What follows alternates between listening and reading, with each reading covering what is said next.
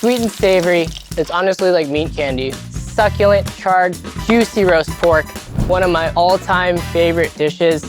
Super easy, super delicious. That's so good. This is Cantonese Char Siu done right.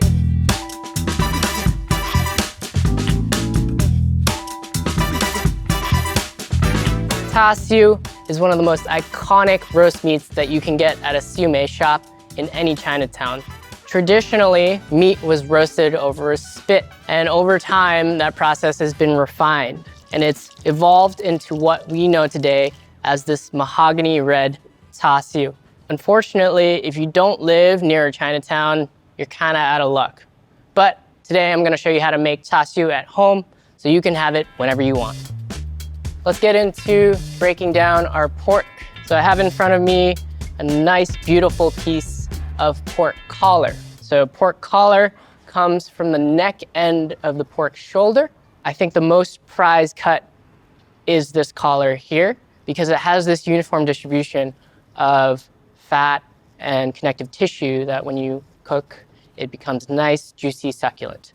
As far as breaking this down, this is a 1,500 gram piece of pork collar because as you can see here, we've got a good strip of fat. I am gonna take the time to just trim it a little bit. And as soon as I reach lean, I still have some fat remaining. I'm gonna leave that on. That's all I'm trimming off. I'm looking to break this down into about 4 steaks. The bulk of it is about 5 inches across. So I'm looking for roughly 1.25 inch thick steaks.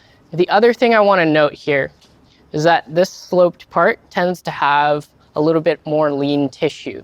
And so that's gonna factor into how we cook things down the line. I am going to just eyeball down the middle. So there's your halves. I'm gonna work with 1/2 at a time. And those are our 4 steaks. And now they're roughly the same thickness. This last one, this little flap, is a little bit thinner. They have varying levels of marbling. So this end piece is a bit leaner. And because it's a bit leaner, it has a little bit less connective tissue, a little bit less fat. It will cook a little differently than these other 3 pieces. For leaner cuts, we actually are gonna look to cook these a little bit less time because we don't wanna risk this piece drying out too much. Now, the reason why we cut into steaks is because when it comes to portioning, we want these nice strips, right? But we also want to increase the amount of surface area that is exposed to the glaze and the marinade. And that's the iconic look of char siu. You get these slabs of meat that are hanging in the Chinatown roast shop. And it's got a nice red look to it. And the last part of this job is we are going to divide them into Ziploc bags. And these are ready for our marinade. So this is all gonna happen in a beaker. You could also use like a quart mason jar, anything tall and cylindrical. Now the marinade is the defining feature of this recipe. It incorporates very authentic ingredients that nail that iconic flavor of char siu. So first and foremost, we have light soy sauce. This provides mostly salinity, lots of umami. Next we have hoisin sauce, much thicker. And it also has that back note of 5 spice, right? Our sugar, it contributes to caramelization, browning, some oyster sauce. This bolsters the umami profile. Chinese rose wine. Got a really floral aroma, reminiscent of rose water, some toasted sesame oil. We've got white pepper, 5 spice, pink curing salt, 15 grams of garlic, and 15 grams ginger. Lastly, these are arguably the most important ingredients to give our char siu that crimson deep red.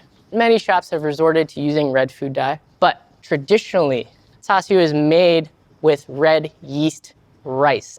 Red yeast rice is a rice that's been inoculated with a mold called Monascus purpureus. Monascus purpureus produces these pigments, and they're super deep crimson red. And what's interesting is that they're relatively heat stable and they're relatively pH stable, meaning in acidic conditions, it still stays red. That's in contrast to things like anthocyanins, right? In like red cabbage or red onions, where if you change the pH, the color changes and shifts. So it's great for marinating meats and coloring them and pigmenting them. And in order to use it, we've just ground it up to a fine powder, and we'll have a nice deep crimson color. Lastly, some red fermented tofu. And then we go in and just blend.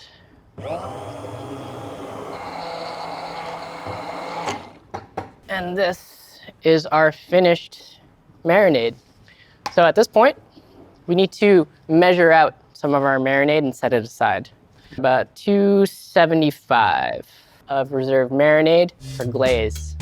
Let's marinate our meat. 200 grams of marinade per bag. Tuck the sides, just pour in 200. But really the key is to divide this between the bags and marinate it, get even coverage. Just gonna seal this up and give it a very light massage on the table. Make sure it's fully sealed before we park it in the fridge. And then I like to keep it in a Lexan like this, or a container, anything really that has a high rim. And then I have the folded side, the seam side up, so that if things like blow out, it's not gonna like leak immediately. And that's our pork marinated. This is gonna sit ideally overnight, about 12 hours, up to around 36. We're going to come back to this once it's marinated and then slow roast it. So our pork has been marinating for about 12 hours overnight. We're ready to cook. This is, I believe, a 9x13 cake pan. This first stage of cooking is covered. So including the sauce in here, I found really helpful to giving more moisture, more flavor, and then we will space these appropriately. Now I should note, there's always like one leaner bit, looks like this piece. I often put it at the end because I'm just gonna pull this one a little bit early. If I let it keep cooking, it's gonna just dry out because it has less of that intramuscular fat. Before I cover this, we have off to the side marinated with red food dye. Just visually, we can take a look at the difference. Here is a more natural looking red, right? This, on the other hand, looks kind of artificial. It's even staining the fatty parts of the meat. Not necessarily a bad thing. Really, it depends on your preference. So the last part of this is we want to cover with foil. And I'm going to take the time to really crimp. One thing that's cool about this marinade is that it's not particularly acidic.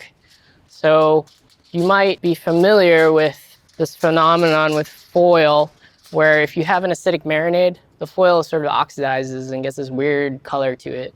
But with this marinade, you don't run into that issue. So I'm not worried about like protecting the meat from the foil. Let's take this to the oven. I've got my oven preheated, 30 minutes. And then we'll come back to it and adjust the temperature. We are just about coming to the end of our first stage of cooking at 325. We're right around the 30-minute mark.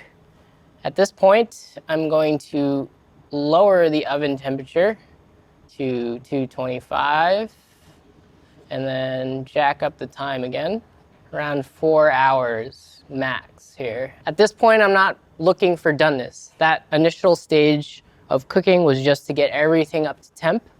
We're up at a certain temp, and now we're riding at 225, low and slow. And that's really where the bulk of the cooking happens. This low and slow cooking method is really integral to break down collagen, that tough connected tissue. The window for the breakdown of collagen is anywhere from 160 to 205. We're not looking to like nail an internal temperature, but we're looking more for texture. A fork can go into it, I can pick it up. It has a little bit of chew to it, but it's still succulent, it's still juicy. So we'll come back to this and look for doneness. It's been about 3 hours, and so I'm gonna start checking. I've got the 3 fattier cuts over here and 1 leaner one, and I'm really looking at this leaner one. I think this one is actually done. I'm just gonna pull this one a little bit early so that it's not so dried out. It's just gonna be a bit steakier, and that's okay. it's good to have some variation with Char Siu. If you are looking for a uniform texture throughout, we also have a recipe for sous vide Char Siu.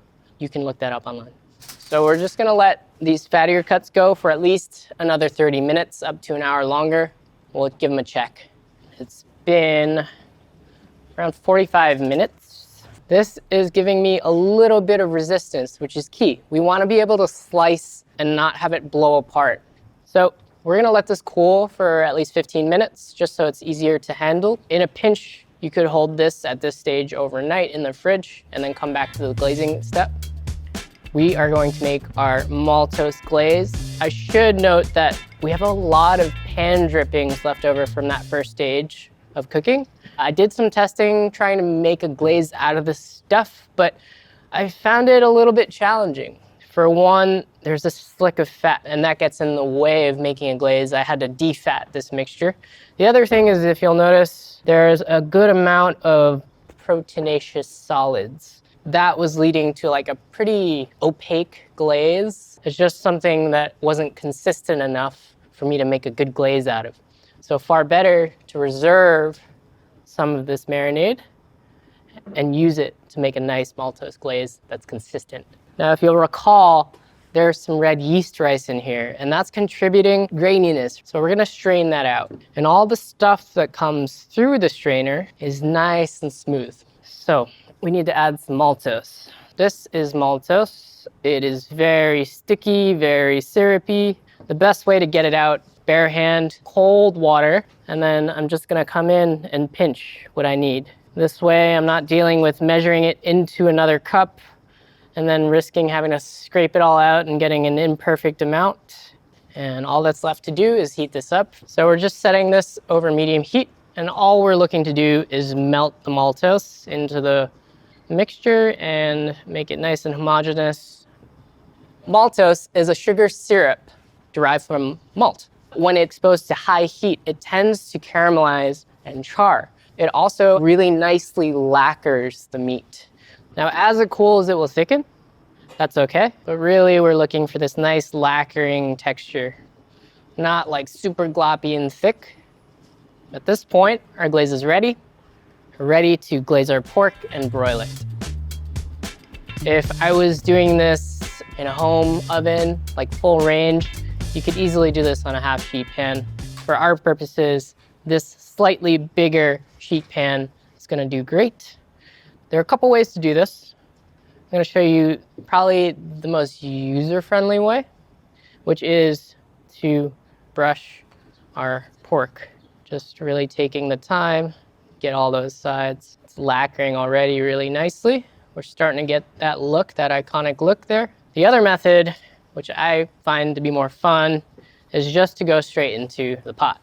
Give it a couple rolls, get the sides for sure. Let it drizzle off and drain. So in a lot of shops, they'll literally dip their pieces of pork in a huge vat of hot maltose, and then they'll let it drip out, and then they will hang and roast. So this is kind of emulating that. Okay, got our nice drips. As you can see, we've kind of nailed the glaze consistency. As this heats up, this glaze is gonna sort of slough off a little bit. And the idea is not to have any major pockets of glaze that would otherwise become like sticky pools, basically. For broiling, we recommend about 4 inches from the broiler element, but that can vary. We are more going based off a visual indicator, right? Charred, but not carbonized, burnt. The good news is this pork is already cooked. We're just finishing it off. So if you were to grill these to finish them off, if we're on a 2-zone grill, we'd be moving to the hot side. The glaze will be slightly different, a little bit thinner with a little bit more water, just to account for that rapid evaporation that happens on the grill. So let's take this over. I'm gonna set this for around 6 minutes, at which point we will flip them and then broil for another 6-ish minutes. Okay, let's give a check on this first side of broiling. Some nice char going on. Not too much cooling really to speak of. Maybe a couple spots here and there, but that'll sort out once we flip. We'll come back to this and then we'll flip it. All right, let's give a check. So that was about 6 minutes. You can see, especially at the edges, some good amount of charring here. And we're just going to flip them. Because these are a little bit delicate at this point, I'm using a fish spatula. If we see that there are some bare spots, there's an opportunity here to come back in and just fill them in. We'll just set this back in the broiler, let it keep going. So this is gonna cook for roughly another 6 minutes. So I'll check around 5 just to make sure. And then we'll pull them out, and then we can slice and eat. All right, let's give it a check. I think we're about ready.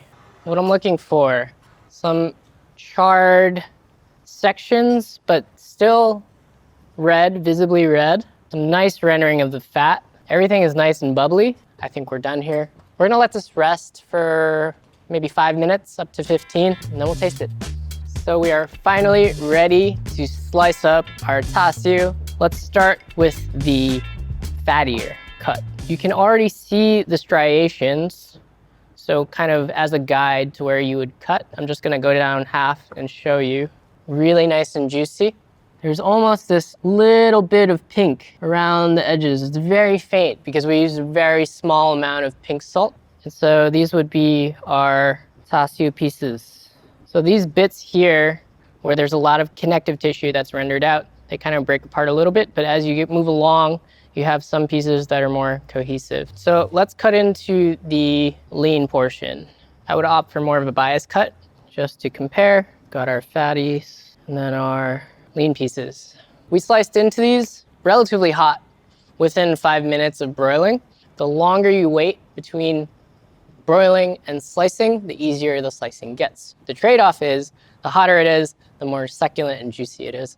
Let's plate up Char Siu rice bowl. You might get this at like a roast shop, and that would be like a really iconic Char Siu rice. But let's get to tasting it. That's so good. There's like 3 textures going on. You get some of the lean, a lot of the fat, a little bit of that connective tissue. It's like rendered out. Those 3 things in conjunction in that one piece, super, super delicious. The marinade, 5 spice. I taste the hoisin, oyster sauce, all of that nuance from the red fermented tofu. It's all contributing to a really complex flavor. Super delicious. So, so good. Let me try one of these nubbins. They're super crispy and burnt on the end. So, so good. It's honestly like meat candy. Depending on where you pull from on the pork, you're gonna get a different texture, a different eating experience. And that's part of the fun of eating Char Siu. Honestly, there is no substitute for buying from a shop that roasts their Char Siu over coals or in a rotisserie, but this is pretty dang close. We also have a Cantonese ribs recipe that uses the same exact marinade and identical cooking method. If you want to go even further into this world, we've also got crispy Cantonese pork belly. You can find that also on the website. So for this recipe, go to chefsteps.com, like and subscribe. All right, our pork. Subscribe to our channel and visit chefsteps.com for more tips, recipes, guides, and tools to help you level up in the kitchen.